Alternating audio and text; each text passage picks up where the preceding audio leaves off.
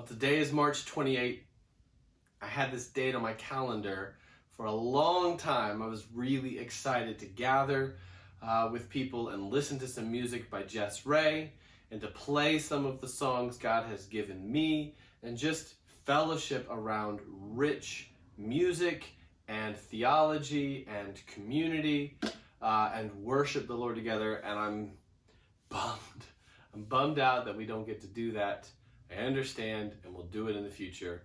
But I thought what I would do is sing one of the songs I was going to sing tonight and give some of the story behind the song. And originally, I had squeezed this story down into about 90 seconds because I didn't want to take up too much time with storytelling, but I have a little more space tonight because of the format. So this song is I Will Lift My Eyes. We do it at East Rock regularly. Maybe you're sick of it. Don't tell me if you are. I love this because of the way that God has been at work in my heart through these ideas. And so I want to tell you a little bit about it. So I started writing this song 7 years ago. I finished it in 2015 at the same year that we did the elementary camp Look Up. And the start of this song, the idea for this song kind of came out of 2 Corinthians 4:18. So 2 Corinthians 4 deals with the way that we are wasting away. We are being just harried, body and soul, but we don't lose heart. And he says, why? Why don't we lose heart? And he gives them a course of action, which is to look to Jesus. We don't look to the things that are passing away. We look to the things that are eternal. And so that was the seed of the idea. And so I wrote this line, I will lift my eyes out of the wastelands to the skies. I was really taken with a particular scene from The Lord of the Rings. Anyone who knows me knows I love the stories that Tolkien wove together. And in the middle section of the story and towards the third act, Frodo and Sam are these two little hobbits without very much strength of their own. They don't have wizardry and magic. They don't have skill with their swords or bows. They just have faithful endurance, and they are working their way, plodding, crawling, traveling, sneaking through enemy territory. And it's a total wasteland. Everything beautiful has been destroyed. The waters are not pure. There's armies, there's danger everywhere they go. And they are exhausted because not only are they in danger, not only is the land just desolate, but they are also carrying the curse. Frodo is carrying the ring, which is sort of this physical object that represents the evil of the Lord of the land, the evil Lord Sauron. Sauron? Anyway, so they're worn down emotionally, physically. They're literally in danger, and to make matters worse, there's this huge fog and smoke and just pollution that has rolled across the land, and they can't even, it's just every day is dim and every night is black. But occasionally there's these little moments where the fog or the pollution kind of breaks. And so this scene is about that moment. So the land, this is in the third book, the Return of the King. The land seemed full of creaking and cracking and sly noises, but there was no sound of voice or of foot. And far above the Ephel Duath in the west, the night sky was still dim and pale. And there, peeping among the cloud rack, above a dark tor high up in the mountains, Sam saw a white star twinkle for a while, and the beauty of it smote his heart as he looked up out of the forsaken land, and hope returned to him. For like a shaft clear and cold, the thought pierced him, that in the end the shadow was only a small and passing thing, there was light and high beauty forever beyond its reach. Oh boy. So we're just working away with little bitty children. Years ago we had babies, we had no sleep, we were sprinting, we were working with the elementary clubs, we were trying to make ends meet. I think I was still teaching violin lessons two days a week, and I was running back and forth, and we were just exhausted emotionally and spiritually.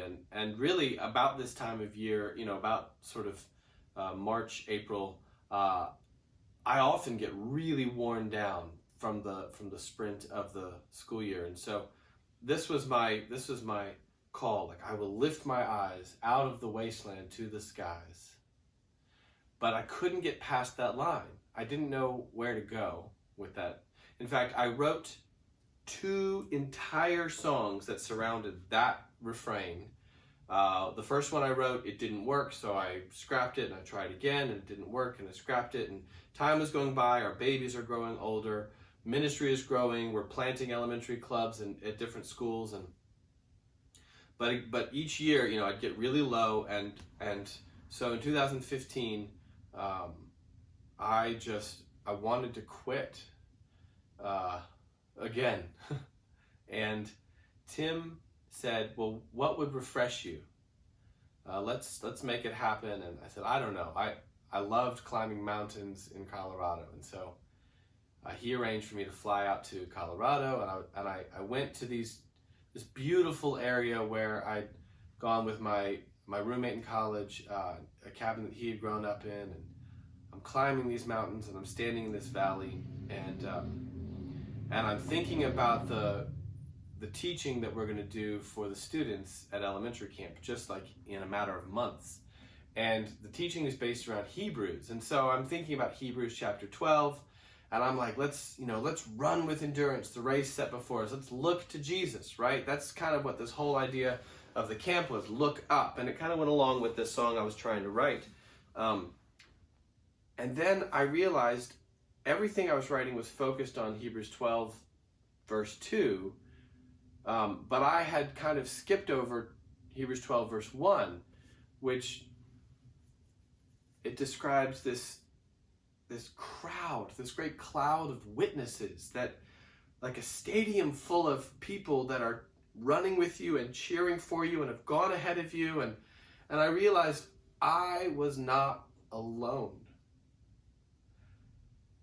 It wasn't just me and Jesus, it was all of us. I thought, that's the second half of this chorus. It's not just I will lift my eyes out of the wasteland to the skies, but I'm not alone, and I need to write that into the song. And as soon as I did that, I said, as we together sing our hope that rests in the coming King. I realized as soon as I brought in my community of faith, then the song began to make sense, and I began to write more about that. And so the first verse is really just about holding on to the promise that Jesus will be with me. I will lift my eyes out of the wasteland to the skies as we together sing our hope that rests in the coming King. Come quickly. And then lift my eyes with the risen Christ, trading death's dark prisons for a life worth living. Give me strength for the fight today, to believe your promise that you'll never leave us. That first verse is really about clinging to Jesus' promise to do the work and to be with us, to do the work in us. But verse 2 began to open up this idea of a community of faith. I don't do the work alone. Jesus is with me, often through my brothers and sisters.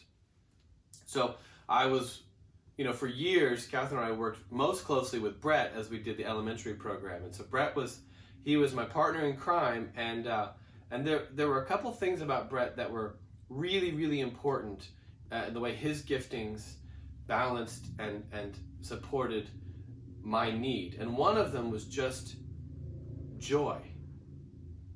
I just tend towards pessimism, and he would bring joy. And I would say, but Brett, it doesn't work. And he would say, it doesn't matter. And Brett, it's not paid for. It's like, it doesn't matter. We balanced each other, right? But the joy that he brought in forced me to say, well, actually, because of Jesus, you're right. Eternity is secure. Stop looking at things that are temporary. Look to the unseen. Look to the eternal. And the Lord always made a way. And so Brett's joy balanced out my discouragement a lot of times. And one of the really practical ways that shows up, Brett is one of the most tuneless singers I've ever met. He's really genuinely bad at singing, which is unusual. Most people can hear pitch, and he can, but when it comes to actually singing, a lot of times he can't quite follow the thread. However, he's one of the best children's song leaders, probably adult song leaders too, I've ever seen because of joy. He is more tuned in to the joy of the truth that he's singing than most people ever will be. And it turns out if you're tuned into the joy of the truth you sing, it's not as important if you're tuned into the notes. And I never knew that as a classical musician growing up. I thought being tuned into the notes was the most important thing. And it is important, but the most important thing is to be tuned in to the joy of the truth you sing and the joy of the King that you praise. And so that began to unpack this idea in my heart, like, what was my attitude towards the Lord?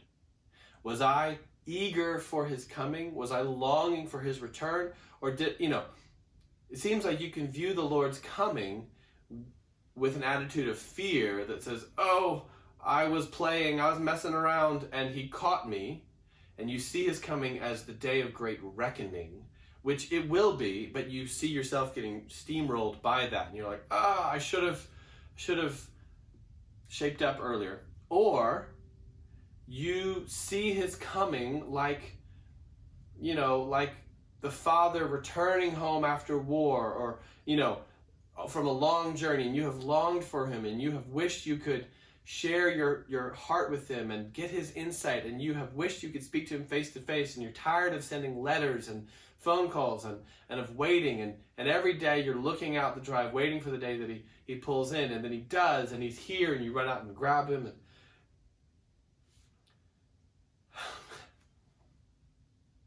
I realized that this was the source of joy in the midst of hardship, was to turn your face to the Lord and realize that his face was already turned to you. Like, through Jesus, he had already come and he was returning in fullness. And I don't totally understand why some days are hard, and I don't completely appreciate the days of pain, but he's coming. He has come and he is returning in fullness. And my heart's cry is, come quickly. And so, anyway, this song is a call to my heart. Look to the Lord, not to what is seen. Look to the unseen. It's a call to community. We will together look to the Lord. And it's a shift that anticipates his pleasure towards any of his children that are found in Christ. He is pleased, and at his coming, those who trust Jesus will be full of joy. That's enough talking. I'm going to sing it all the way through now.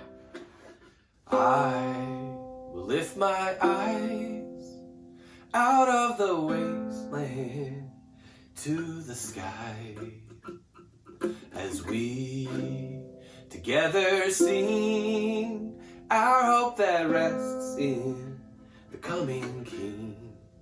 Come quickly. Come quickly. Lift my eyes with the risen Christ, treating death's dark prisons for a life worth living. give me strength for the fight today, to believe your promise that you will never leave us. I will lift my eyes out of the wasteland to the skies, as we together sing our hope that rests in the coming King. Come quickly, come quickly, come quickly, come quickly. When the blood runs cold and the blaze burns low, raise a ransomed choir to sing with tongues of fire. There my brother's joy is drowning out the noise, and truth remains our banner, leaning on one another. I will lift my eyes out of the wasteland to the skies, as we together sing our hope that rests in the coming King. Come quickly, come quickly. Will you come? Will you come with resurrection? Lift my soul to behold, for the veil has been torn. And even now, by the blood of your Son, to your holy of holies I'm longing to run. Will you come? Will you come with resurrection? Lift my soul to behold, for the veil has been torn. And even now, by the blood of your Son, to your holy of holies I'm longing to run. I will lift my eyes out of the wasteland to the skies, as we together sing our hope that rests in the coming King. Come quickly. Thank you for watching. I will post a link to this song somewhere in the comments if you're interested in a little bit more produced version, and then maybe we'll do this again.